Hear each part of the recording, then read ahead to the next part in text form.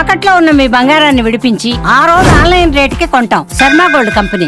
రాను తెలంగాణ వ్యాప్తంగా ఎండ తీవ్రత పెరుగుతోంది. రాష్ట్రంలోని పలు ప్రాంతాల్లో భానుడు ఉగ్రరూపం దాల్చుతున్నాడు. రికార్డు స్థాయి ఉష్ణోగ్రతలు నమోదవుతున్నాయి. ఎండ తీవ్రత తట్టుకోలేక నిన్నొక్కరోజే వడదెబ్బతో రాష్ట్ర వ్యాప్తంగా 9 మంది ప్రాణాలు కోల్పోయినట్లు తెలుస్తోంది. అయితే మే నెల దగ్గర పడుతున్న నేపథ్యంలో ఎండ తీవ్రత మరింత ఎక్కువగా ఉండే అవకాశం ఉందని, జాగ్రత్తగా ఉండాలని వాతావరణ శాఖ అధికారులు సూచిస్తున్నారు.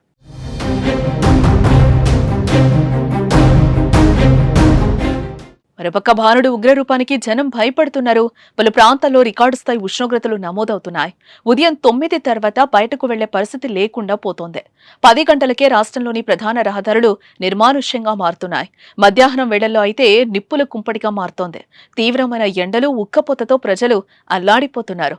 తెలంగాణ వ్యాప్తంగా నిన్న ఒక్కరోజే వడదెబ్బతో 9 మంది మరణించారు. ఖమ్మం, కరీంనగర్, నాగర్ కర్నూలు జిల్లాల్లో 3, ఉమ్మడి ఆదిలాబాద్ జిల్లాలో 3, వరంగల్ జిల్లాలో 3 చొప్పున ప్రాణాలు కోల్పోయారు.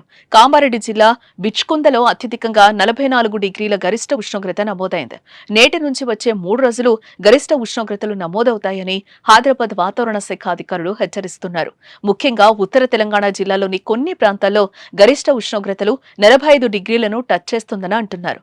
మిగతా జిల్లాల్లోనూ చాలా ప్రాంతాల్లో 42 నుంచి 44 డిగ్రీల సెల్సియస్ ఉష్ణోగ్రతలు నమోదయ్యే ఛాన్స్ ఉందని పేర్కొంటున్నారు.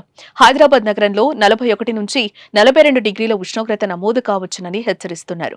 మధ్యాహ్నం పూట అవసరమైతే తప్ప బయటకు వెళ్లొద్దని, తరచూ నీళ్లు తాగుతూ ఉండాలని నిపుణులు సూచించారు.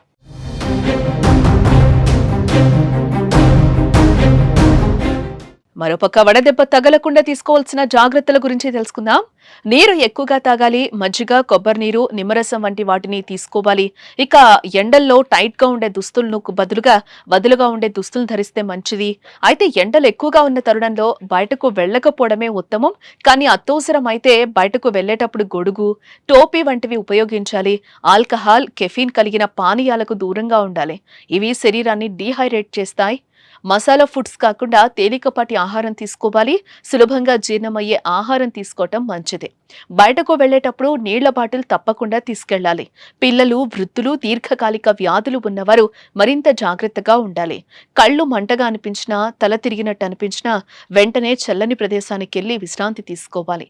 అత్యవసరమైతే డాక్టర్ వద్దకు వెళ్లాలంటూ నిపుణులు సలహాలిస్తున్నారు.